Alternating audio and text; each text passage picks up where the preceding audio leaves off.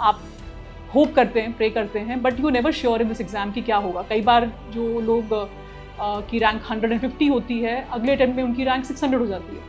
So I was very anxious कि होगा कि नहीं होगा, अगर नहीं होगा तो क्या करूँगी एंड ऑल ऑफ दैट। और जब रिजल्ट आया तो मैंने चेक किया एंड आई वॉज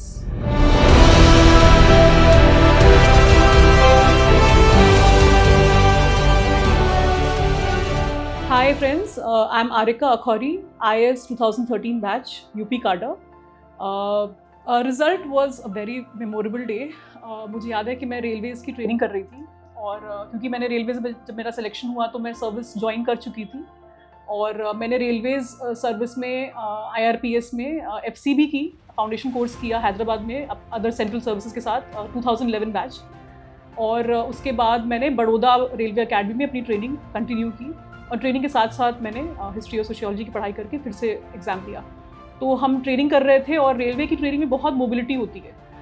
रेलवे की ट्रेनिंग में हमें अलग अलग अटैचमेंट्स में ऑल अक्रॉस द कंट्री भेजा जाता है कि आप जाइए यहाँ पर और यहाँ पे ये ट्रेनिंग प्राप्त करके आइए। And nobody goes with you, only your coursemates go with you.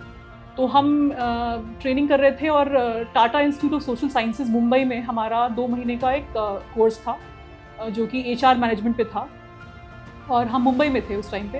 This is 2013 मई 3 मई 2013 और मैं और मेरी रूममेट हम एक रूम में थे और रिजल्ट्स एक्सपेक्टेड थे कि कभी भी आ सकते हैं।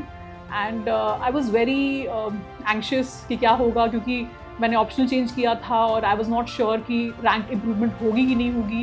And I didn't want to settle for anything less than IAS। मुझे other services with due regard to them, I didn't want to be in those services because I already was in Railways.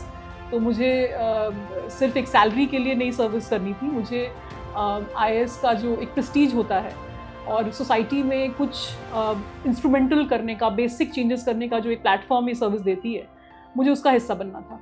So I was very anxious कि होगा कि नहीं होगा, अगर नहीं होगा तो क्या करूँगी एंड ऑल ऑफ दैट। और जब रिजल्ट आया तो मैंने चेक किया and I was rank 43। I was shocked, I was literally shocked because obviously आप होप करते हैं, प्रे करते हैं, but you never sure in this exam कि क्या होगा। कई बार जो लोग की रैंक 150 होती है, अगले अटेम्प्ट में उनकी रैंक 600 हो जाती है।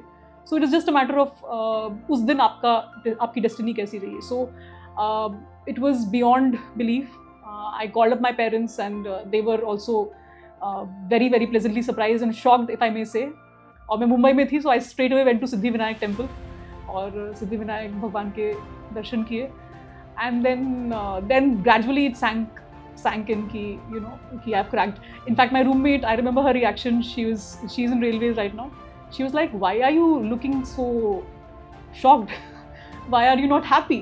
So I think more than happiness, it was the shock in me that oh finally I've cleared. It is too good to be true. I think वो feeling थी. I still remember that day vividly. Career में, IAS के career में बहुत उतार चढ़ाव आते हैं और बहुत अलग अलग तरीके के असाइनमेंट्स आपको मिलेंगे। मैं कुछ पर्सनल एक्सपीरियंस शेयर करना चाहूँगी एस्पिरेंट्स के लिए कि आप जब फील्ड में आएंगे, इस जॉब में आएंगे, तो आपको बहुत हाईली पॉलिटिसाइज्ड और सरचार्ज एटमॉस्फेयर में भी काम करने को मिलेगा। बट आपको उससे बहुत चैलेंज नहीं होना, परेशान नहीं होना। जो मैंने फेस किया, एक बहुत ही हाईली सरचार्ज इन्वायरमेंट में मुझे काम करना था और जो मेरे लिए एक बहुत बड़ा टूल रहा वो रहा न्यूट्रलिटी।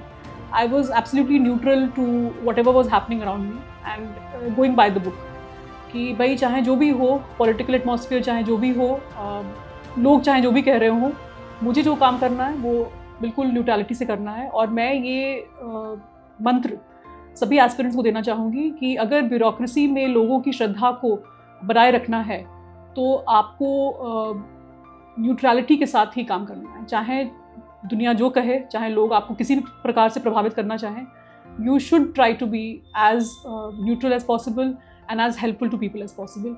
और ये आपको हेल्प करेगी बिकॉज पीपल ऑल्सो रिकग्नाइज कि ऑफिसर जो कुर्सी पे बैठा है वो बायस्ड है कि अनबायस्ड है।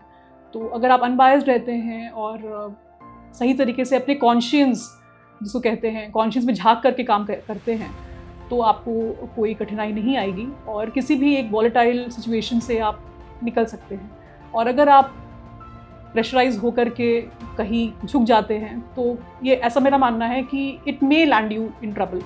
सो I would advise all the aspirants to be very clear, be very forthright, और बहुत कॉन्फिडेंट रहें, बहुत बोल्ड रहें, और सही का स्टैंड लें, न्यूट्रल रहें.